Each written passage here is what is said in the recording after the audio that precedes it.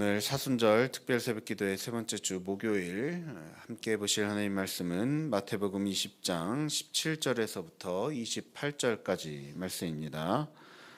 마태복음 20장 17절에서 28절 말씀 이 시간 영상으로 함께 묵상하시겠습니다.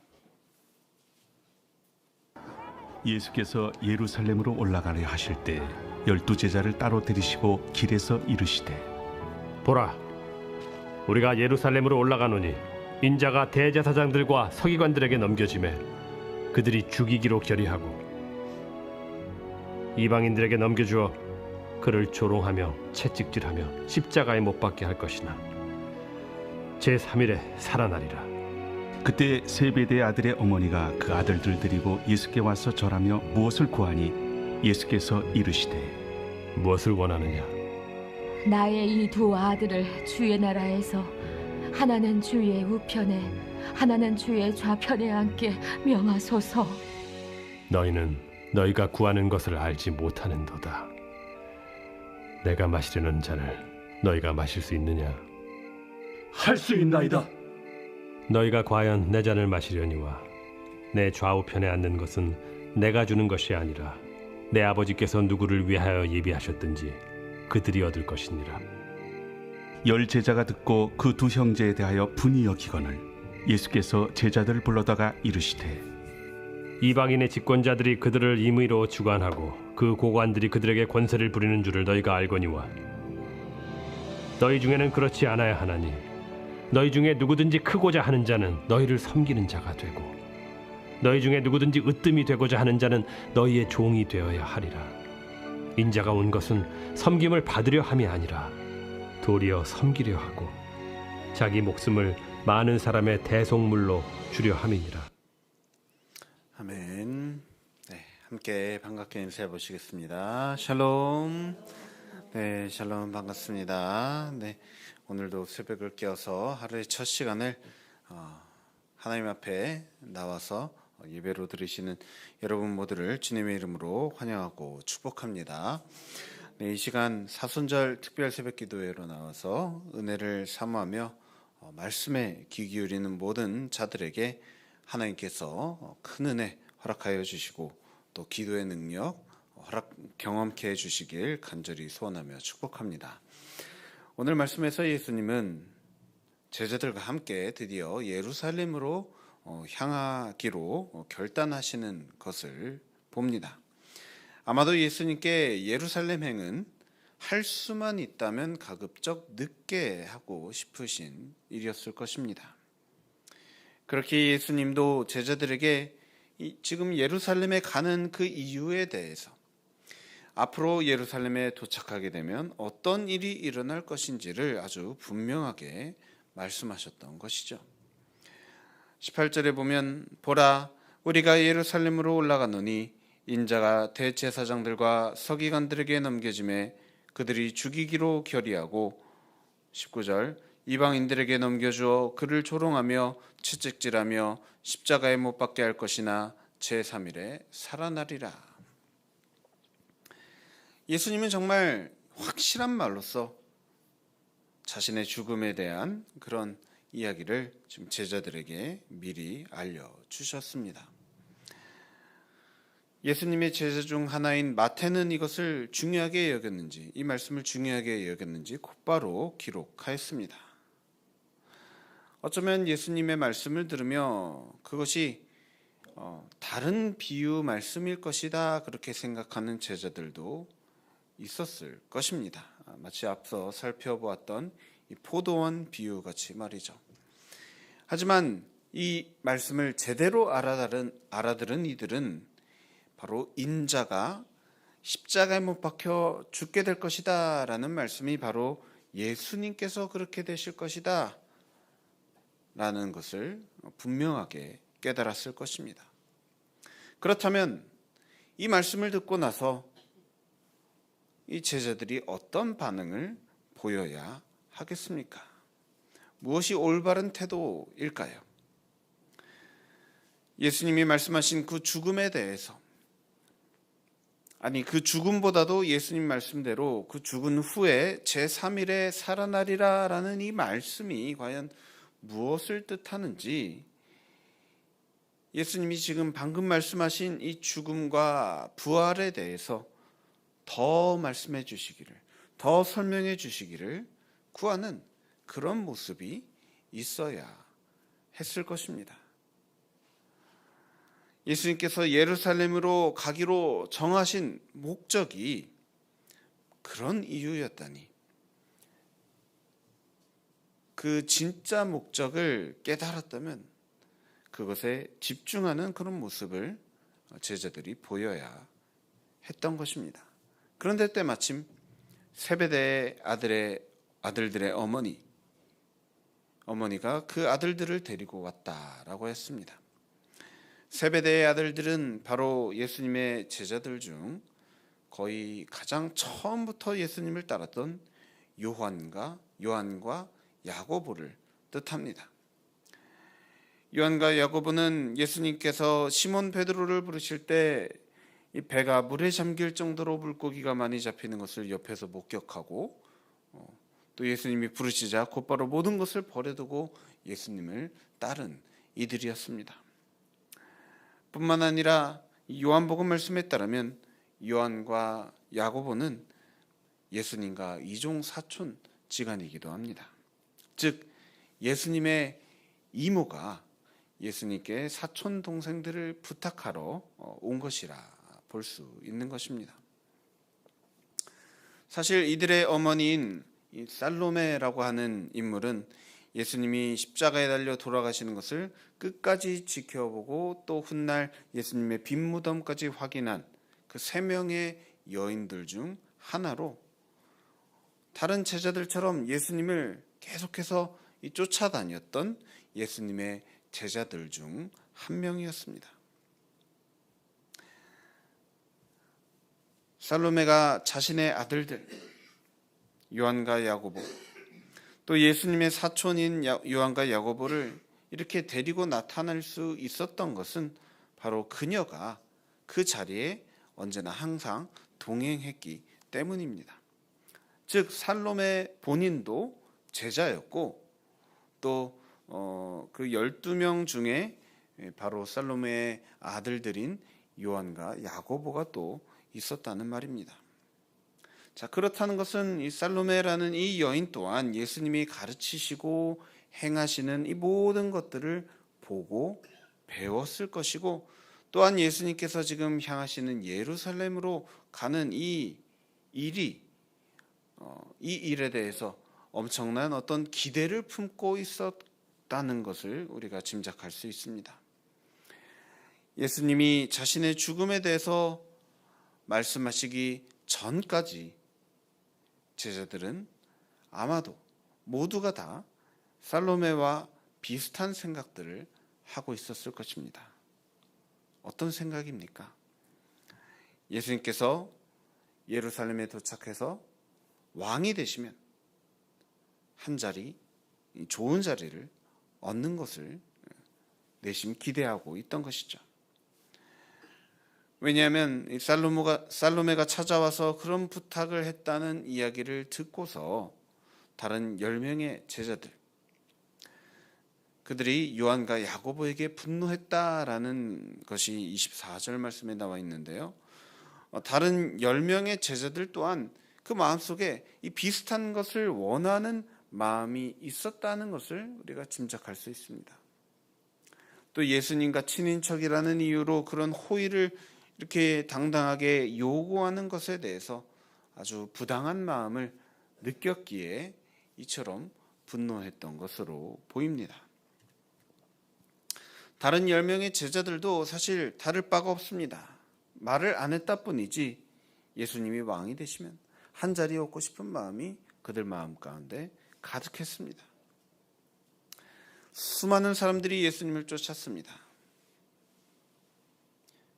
아마도 그들 모두가 다 마음속에는 자신들이 바로 자기가 예수님이 인정하시는 예수님의 오른팔, 왼팔로 인정받고 싶었을 것입니다. 그래서 방금 예수님께서 정말로 방금 전에 예수님께서 자신의 죽음에 대해서 말씀하시고 또 부활에 대해서 말씀하신 것은 그것에 대해서는 하나도 기억하지 못하는 사람처럼 완전히 요한과 또 야고보 이 세베대의 아들들에 대한 분노에만 휩싸이는 모습을 다른 제자들이 보여줍니다. 여러분 참으로 안타깝지 않습니까? 예수님의 죽음과 부활에 대해서 더 깊이 알아갈 수 있는 기회였는데 예수님께서 중요하게 여기시는 것에 대해서 더 자세히 들을 수 있는 기회였는데 그 기회를 이 자기들 마음속에 있는 그 욕심, 시기, 질투 같은 감정들 때문에 놓쳐버렸기 때문입니다. 과연 왜 이렇게 됐을까요? 예수님이 정말 중요한 것을 알려주시고자 말씀하고 계시는데 왜 이들은 그 중요한 것을 받아들이지 못하는 것일까요?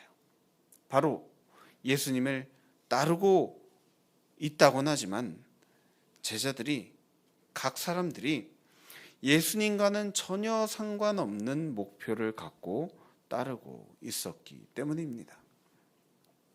물론 어떤 이들은 순수하게 예수님을 쫓는 것이 생명의 길이다 생각을 하고 쫓았을 것입니다. 하지만 어떤 이들은 출세를 위해서, 어떤 이들은 나라와 민족을 위해서, 또 어떤 이들은 재미를 위해서 이처럼 다양한 이유와 목적을 갖고 예수님을 쫓았을 것입니다. 그래서 그 이유와 목적이 예수님과 상관이 있는 것들이었으면 다행이지만 때때로 예수님과 전혀 상관이 없는 이유와 목적들을 갖고 예수님을 쫓은 이들이 있었던 것 같습니다. 참 아쉬운 점은 요한과 야고보는 예수님께서 다른 제자들보다 조금 더 특별히 사랑하신 제자들이었습니다. 거기에 시몬 베드로를 포함해서 이 세 명을 가장 아끼셨는데 이 제자들, 이 세 명의 예수님께서 가장 아끼신 제자들도 사실은 예수님을 순수하게 사랑해서 예수님과 상관이 있는 그런 목적을 갖고서 따른 것이 아니라 조금은 다른 목적을 품고 예수님을 쫓고 있었다는 것을 보면서 예수님이 과연 얼마나 안타까워 하셨을까요? 그런 이들에게 예수님은 물으십니다. 22절 말씀입니다. 너희는 너희가 구하는 것을 알지 못하는도다. 내가 마시려는 잔을 너희가 마실 수 있느냐? 예수님께서 지금 하시는 말씀이 과연 무엇을 뜻합니까? 바로 그들의 어머니 살로메가 찾아와서 예수님께 부탁하기 전에 예수님께서 아주 중요하게 하시던 말씀, 바로 십자가에 못 박혀 죽고 제3일에 살아나는 일을 말씀하고 계시는 겁니다. 예수님은 이것을 요한과 야고보의 이야기를 듣고서 분노하던 다른 제자들에게도 말씀하셨습니다. 28절 말씀입니다. 인자가 온 것은 섬김을 받으려 함이 아니라 도리어 섬기려 하고 자기 목숨을 많은 사람의 대속물로 주려 함이니라. 정말로 중요한 말씀이기 때문에 예수님은 다시 한번 이것에 대해서 제자들에게 아주 머릿속에 각인이 되도록 다시 한번 말씀을 하십니다. 이제 예수님께서 말씀하신 예수님의 잔, 예수님이 드시는 그 잔이 무엇인지 너무나도 명확해졌습니다.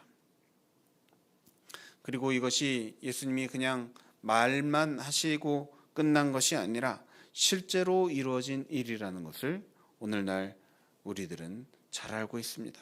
그렇다면 예수님께서 하신 말씀이 무엇을 뜻합니까? 예수님의 잔을 마셔야만 비로소 예수님의 참된 제자가 되는 것이라 한다면 오늘날 예수님의 제자로 살아가고 있다고 하는 저와 여러분은 과연 어떻게 살아야 하겠습니까? 이 시간 예수님의 말씀인 26절에서 28절 말씀을 다 함께 한 목소리로 읽기 원합니다. 너희 중에 그렇지 않아야 하나니 너희 중에 누구든지 크고자 하는 자는 너희를 섬기는 자가 되고 너희 중에 누구든지 으뜸이 되고자 하는 자는 너희의 종이 되어야 하리라. 인자가 온 것은 섬김을 받으려 함이 아니라 도리어 섬기려 하고 자기 목숨을 많은 사람의 대속물로 주려 함이니라. 아멘. 예수님은 말씀하십니다. 섬기는 삶이 예수님과 상관이 있는 삶이다. 섬기는 삶, 희생하는 삶이 예수님께서 이 땅에 오신 이유와 목적이며 또 제자들을 불러주신 이유라는 겁니다. 높아지라고, 편해지라고, 누리며 살아가라고 부르신 것이 아니라 섬기고 희생함으로써 예수님이 드셨던 잔을 함께 나누는 삶으로서 저와 여러분을 부르신 줄 믿습니다. 그렇다면 여러분, 그것이 무엇이 되었든 간에 또 그 대상이 누가 되었든 간에 잘 섬길 수 있기를 바랍니다. 희생하는 일을 아까운 일로, 괴로운 일로 여기기보다는 주님께서 우리를 특별히 부르시고 또 맡겨주신 일이라고 받아들이고 기쁨과 감사함으로 희생하며 살아가는 저와 여러분 될 수 있기를 간절히 바랍니다. 그러한 삶에 예수님께서 말씀하신 것처럼 제3일에 다시 살아나는 부활의 기쁨이 있게 될 줄 믿습니다. 부디 간절히 바라옵기는 우리가 섬기고 희생할 때도 내가 희생하면 손해가 얼마인지 계산하면서 하기보다는 우리가 온전히 바라야 될 것은 바로 제3일에 부활하는 기쁨. 그것은 주님께 달려있다라는 것을 우리가 기억하고 우리는 그저 예수님께서 맡겨주신 일, 섬기는 일, 희생하는 이 일을 끝까지 잘 감당하여서 예수님의 제자로 온전히 세우신 바는 그런 저와 여러분의 삶 될 수 있기를 우리 주 예수 그리스도의 이름으로 간절히 축원합니다. 함께 기도하겠습니다. 사랑과 은혜가 충만하신 우리 주 예수님, 우리에게 말씀하여 주신 또 우리에게 맡겨주신 일이 바로 이처럼 섬기고 희생하는 일이라는 것을 오늘 말씀 통하여 깨닫게 하여 주시니 감사드립니다. 주님은 정말로 그 삶을 통하여서 섬기고 희생하는 삶을 보여주셨습니다. 오랜 기간 예수님을 따르며 예수님과 함께 지냈던 제자들조차 예수님의 말씀을 전혀 깨닫지 못하는 것을 불쌍히 여기시고 그들을 끝까지 사랑하여 주셨던 예수님께서 오늘 우리도 불쌍히 여겨주시고 끝까지 사랑하여 주시고 붙들어 주셔서 우리로 하여금 주님이 원하시는 그런 섬김의 삶, 또 희생의 삶 살아갈 수 있도록 주님 우리를 인도하여 주시옵소서. 우리 마음속에 희생하기를 싫어하고 희생하는 것을 피하고자 하는 그러한 마음이 있는 것을 주님께서 아시는 줄 믿습니다. 주님, 우리가 희생할 때 그것이 오히려 큰 열매를 맺고 또 하나님이 정말 기뻐하시는 일이 된다는 것을 주님 우리가 깨달을 수 있도록 주님 우리의 마음을 변화시켜 주시고 또 희생하고 섬길 때 오히려 하나님께서 역사하시는 것을 바라볼 수 있도록 주님 우리의 눈이 그런 주님의 살아계신 역사를 바라볼 수 있도록 인도하여 주시옵소서. 주님 오늘 하루 우리를 그런 삶으로 부르셨사오니 우리가 참된 제자로서 주님 섬기고 희생하며 주님께서 살아계시고 역사하시고 주님 우리가 죽은 것 같지만 다시 부활하는 그러한 놀라운 역사가 우리 삶 가운데 일어나기를 주님 간절히 소망하며 이 모든 것을 살아계신 우리 주 예수 그리스도의 이름으로 간절히 기도드립니다. 아멘.